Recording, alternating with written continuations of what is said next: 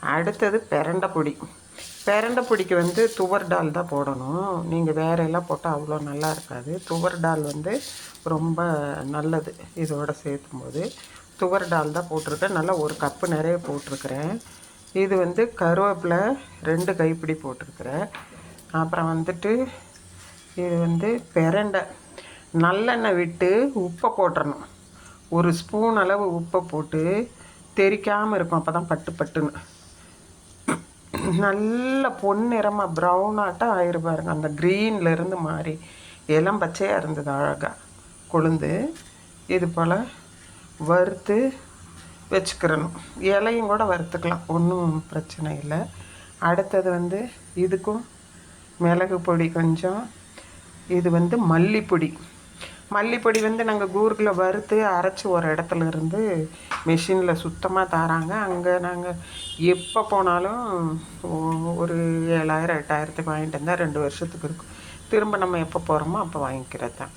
அப்புறம் சோம்பு 1 ஸ்பூனு. அதே மாதிரி சீரகம் வந்து ஒரு பெரிய ஸ்பூனு. அப்புறம் வரமிளகாத்தூள் 2 ஸ்பூனு போட்டிருக்குது. காரம் பத்தலைன்னா மறுபடியும் போட்டுக்கலாம். நம்ம உப்பு போட்டுட்டு அரைக்கணும். பெருங்காயத்தூள் நிறைய போடுவேன். அப்புறம் இது வந்து இன்றைக்கி பெருங்காய ஃப்ளேவரில் பண்ணுறோம். இன்னொரு ஃப்ளேவர்லேயும் பண்ணுவேன், பூண்டு ஃப்ளேவரில். அது பண்ணும்போது நான் தனியாக காமிக்கிறேன். இப்போ நம்ம வந்து இதெல்லாம் போட்டு அரைச்சிட்றோம் இல்லையா? இது வந்து நல்லாயிருக்கும் பொடி. அது வந்து சாதத்தோடு பிசைஞ்சு சாப்பிட்றதுக்கு தான் இது. நெக்ஸ்ட்டு வந்துட்டு உங்களுக்கு இப்போ இந்த பொடியை வந்து அரைச்ச பிறகு ஒரு 3 ஸ்பூன் பொடி போட்டுட்டு நீங்கள் நல்லா தேங்காய் 1 மூடி திருகி போட்டு கூட வந்து புளித்தண்ணி ஊற்றி உப்பு போட்டிங்கன்னா சட்னி, பிரண்டை துவையல். அதுதான் இன்றைக்கி நைட்டு நான் பண்ணிக்குவேன். இந்த பொடி செஞ்சு வைக்கிறதுக்கு காரணம் வந்து அப்பப்போ நம்ம பிரண்டையை பொறிச்சு சுத்தம் பண்ணுறது அதுபோல் பண்ண டைம் இருக்காது. அதனால் ஒரு தடவையாக ஒரு 3 அடிக்கு பறிச்சிட்டு வந்தேன். அது இவ்வளோ தான் வருது பாருங்கள். 3 அடி பறிச்சிட்டு வந்தது. க்ளீனிங்க்கு அப்புறம் இவ்வளோ தான் கிடைக்கிது. அப்போ பார்த்துக்குறேங்க. உங்களுக்கு நான் வந்துட்டு அது எப்படி நான் வளர்த்துறேன்னு அப்லோட் பண்ணியிருக்கேன். சும்மா வேஸ்ட் பக்கெட்டில் வச்சுருக்கிறேன். முட்டைத்தோல், வெங்காயத்தோல் இதுகளை தான் போடுவேன், வேறு ஒன்றுமே போட மாட்டேன். இப்போ தான் வந்திருக்குது, நல்லா மழையினால் தளைஞ்சிருக்குது.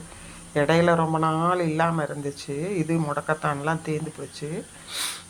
இது வந்து என்னென்னா ஒரு 300 வழியில் சரி பண்ணுன்னு சொல்லுவாங்க.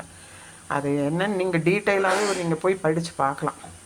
ரொம்ப நல்லது நரம்புகளுக்கெலாம். எனக்கு இப்போ ரொம்ப முடியல, அதனால் மாத்திரை சாப்பிட்டாலும் இது போல் செய்து வச்சுக்கிட்டு கொஞ்சம் கொஞ்சம் அப்பப்போ இடையில 2 மாதம் செடி இல்லாதனால செய்யலை. இப்போ ஸ்டார்ட் பண்ணியிருக்கேன். செய்துட்டு நான் வந்துட்டு உங்களுக்கு போட்டு சாப்பிடும்போது சாதத்தில் அப்லோட் பண்ணுறேன். நெய் போட்டு சாப்பிட்லாம், நல்லெண்ணெய் போட்டு சாப்பிட்லாம். ஆனால் இது வந்து நல்லெண்ணெயிலே தான் வறுக்கணும். தனி சட்டியில் போட்டு வறுக்கக்கூடாது. அதனோட இது போயிடும், பார்த்துக்குறேங்க. உப்பு போட்டு தான் வறுக்கணும். திரும்ப அந்த உப்பை எடுக்கணும்னு இல்லை. இப்போ பாருங்கள், நான் இது அரைச்சிட்டு 2 தடவை ஓட்டுனா 3ஆவது தடவை ஓட்டும்போது பவுடராட்டம் பண்ணும்போது உப்பை போட்டுருவேன். 2க்குமே அப்படித்தான். சரியா? செய்து பாருங்கள், எனக்கு ஃபீட்பேக் சொல்லுங்கள். வேறு ஏதாவது பொடி உங்களுக்கு தேவைனாலும் என்கிட்ட சொல்லுங்கள், நான் செய்து காமிக்கிறேன். வல்லாரையிலையும் இது போல் பண்ணலாம். நாங்கள் வல்லாரை அன்னைக்கு வாங்கினோம், அதுலேயும் அது போல் பண்ணலாம். ஆனால் நாங்கள் ஞாபக சக்திக்கு நல்லது, நாங்கள் வந்து பொரியலாக பண்ணி சாப்பிட்டோம், பருப்பில் போட்டோம். ஓகே, சப்ஸ்கிரைப் பண்ணுங்கள் என்னோடய சேனலை. எனக்கு சப்ஸ்கிரைபர் தான் தேவை. 1000 சப்ஸ்கிரைபர் வந்தால் தான் யூடியூப்லேருந்து பைசாவே வரும். ஓகே.